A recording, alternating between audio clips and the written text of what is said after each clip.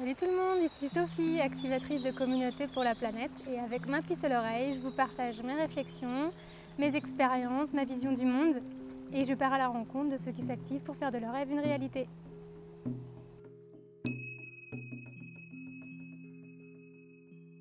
Et aujourd'hui, j'ai envie de vous parler d'un sujet qui me passionne depuis quelques années, c'est le compostage.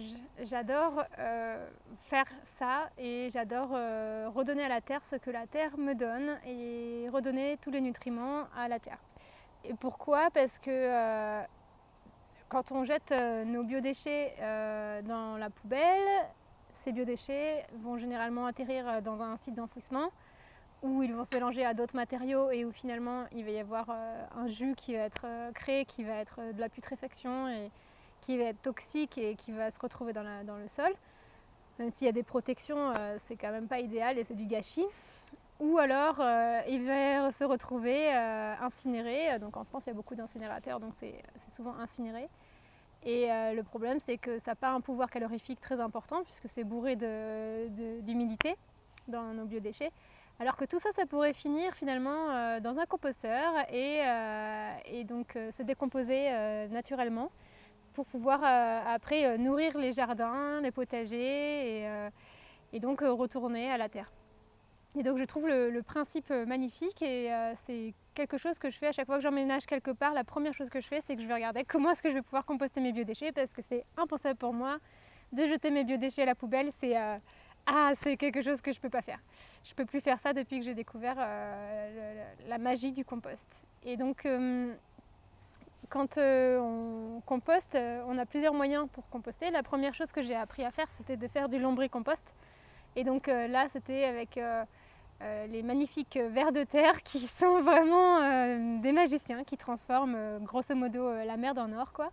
Et donc j'avais fait un atelier il y a à peu près 7-8 ans où on avait pris une boîte de rangement, on avait creusé des trous pour pouvoir faire rentrer l'oxygène à l'intérieur et on avait rempli la boîte de papier broyé, de carton, une poignée de terre, une poignée de vers de terre et un verre d'eau. On avait mélangé tout ça et on avait mis une petite salade, des feuilles de salade et des peaux de banane pour lancer le compost. Et au bout de quelques mois, les vers avaient commencé à tout décomposer. Grosso modo, les vers peuvent tout décomposer. Tout est, si on laisse quelque chose dans un lombricompost, même si c'est de la viande ou du poisson ou des os, en fait tout in fine sera décomposé. Même si ça prendra plus ou moins de temps, ça sentira plus ou moins mauvais. Mais en gros, tout peut être composté. Et c'est quelque chose qu'on ne fait pas vraiment quand on fait un lombricompost. Ils sont généralement à l'intérieur et on ne veut pas que ça sente mauvais, on ne veut pas qu'il y ait des mouches. Donc en fait, on va éviter de mettre des produits d'origine animale. Mais logiquement, en fait, les vers de terre et la terre peut tout décomposer, quoi. C'est le processus naturel du cycle de vie du vivant, quoi. Et donc, j'avais commencé à faire un lombricompost.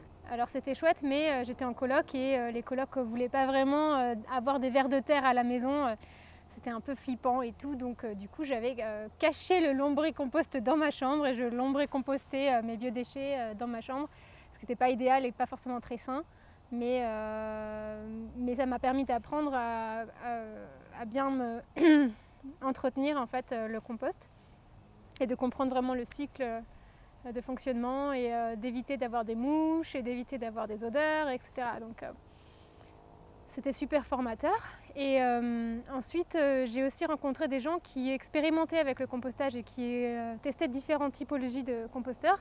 Dans la banlieue de Chicago, il y avait une association qui s'appelait The Plant qui testait en fait les différentes typologies de composteurs.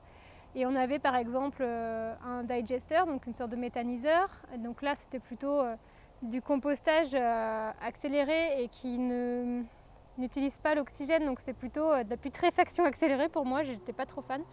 Et après, il y avait un autre type de machine qu'ils avaient, c'était une machine qui apportait de l'oxygène dans le compost pour accélérer la dégradation des biodéchets. Et donc ça c'était un peu plus intéressant déjà. Et j'ai appris qu'il y avait deux types de décomposition de la matière. Il y avait soit aérobie, soit en anaérobie. Donc aérobie, c'est avec l'oxygène. Les micro-organismes ont besoin d'oxygène pour décomposer la matière. Et en anaérobie, ça veut dire qu'il ne leur faut pas d'oxygène pour décomposer la matière. Et c'est un milieu fermé. Et donc ça se rapproche plus de la putréfaction et ça a plus d'odeur, quoi. Et c'est pas forcément la meilleure qualité de compost qu'on obtient pour les jardins derrière. Donc il faut privilégier la décomposition en aérobie, où il y a de l'oxygène qui permet d'aérer et de donner de l'oxygène aux micro-organismes qui vont se charger de décomposer la matière. Donc si on regarde sur les différentes méthodes pour cette façon de décomposer la matière, on a encore une fois plusieurs façons de le faire. Donc il y a le lombricompost en intérieur et après en extérieur, il y a différentes façons de faire. J'ai habité dans des endroits où en fait la façon de faire c'était très simple. En fait il y avait un tas dans le jardin et on balançait nos biodéchets dessus et c'était ouvert à l'air libre et donc avec les éléments qui aidaient à décomposer la matière. Et puis ça nourrissait aussi un peu les écureuils, les oiseaux qui venaient se nourrir dessus et c'était complètement ouvert, mais ça marchait très bien. Après, il y a des endroits où, comme la maison où je suis en ce moment, j'ai proposé de faire du compost, mais on m'a dit ah non, on ne veut pas attirer des rats, on ne veut pas attirer des souris et tout. Et donc du coup, avec mon conjoint, on a construit un compost derrière. Donc généralement, on essaie de récupérer des matériaux, on essaie de ne pas acheter des choses neuves pour faire notre compost. On a récupéré des matériaux qui allaient être jetés et on a fait 3 bacs en bois on a essayé de designer un compost collectif pour la coloc et pour les voisins. Et on a fait 3 bacs pour avoir un bac où on dépose le compost, un bac où on a de la matière sèche pour pouvoir équilibrer le compost avec de la matière sèche et de la matière humide, et puis un 3e bac pour le remplir quand les premiers bacs seront pleins. Et donc ça c'est un type de compostage collectif que j'ai déjà fait avec des communautés en France. À Grenoble, il y a beaucoup de composteurs collectifs où en fait on était à peu près 50 foyers à tourner dans l'animation du compost, donc la gestion des emails pour que les nouveaux foyers puissent nous rejoindre, l'organisation d'apéros pour pouvoir se connaître entre foyers qui utilisent le composteur, les rencontres mensuelles où on se retrouvait pour retourner le compost pour l'aérer.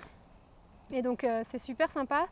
Moi c'est mon type de compost préféré parce que ça crée du lien et on peut faire des rencontres super sympas autour du compost. Et on fait généralement des apéros pour se rencontrer. Et puis après, on récupère tous un petit peu de la matière pour pouvoir jardiner avec. C'est super sympa. Donc voilà, c'est les différentes typologies de compost que j'ai expérimenté. Et j'ai aussi vu des gens et j'ai testé ça aussi, et ça marche aussi bien. Comme cette année, j'avais pas de compost quand j'ai commencé à jardiner, en fait, ce que j'ai fait, c'est que les biodéchets qui n'étaient pas tout à fait, qui n'étaient pas décomposés, je les ai pris et je les ai mis directement dans la terre et j'ai recouvert en fait les biodéchets avec un peu de terre. Et ensuite, j'ai planté par-dessus ou j'ai semé par-dessus et les plantes qui ont poussé, elles sont allées chercher les nutriments dans ces biodéchets qui étaient en décomposition dans la terre. Et donc, j'ai pas attendu que les biodéchets soient complètement décomposés pour les réutiliser dans le jardin. Donc ça c'est encore un autre type de compostage des biodéchets. Voilà, donc si vous avez vous aussi d'autres façons de faire du compost ou des idées à partager sur le compost, faites-le en commentaire, ça me fera plaisir. Et puis je prends encore des rendez-vous pour ceux qui veulent discuter avec moi, pour créer des collectifs là où vous êtes et faire organiser des activités en lien avec la nature près de chez vous pour créer du lien dans votre communauté. Donc je prends des rendez-vous, allez-y, et ça me ferait plaisir de pouvoir voir comment est-ce que je peux aider des groupes à faire ce que moi j'ai pu mettre en place par le passé et partager mon expérience et partager des ressources, partager des outils, des erreurs à éviter. Et voir comment activer ces projets, surtout quand ils sont un peu en stand-by ou quand c'est difficile de les mener à bien. Parfois c'est des petites choses qui peuvent être bloquantes où on se met des limites et en fait je vois bien ces limites qu'on se met et je sais un peu, j'ai pratiqué donc je sais comment lever ces limites qu'on peut parfois se mettre qui nous empêchent d'avancer sur nos projets dans ce domaine. Voilà, donc à bientôt et pensez à vous abonner pour pouvoir recevoir la suite. Salut!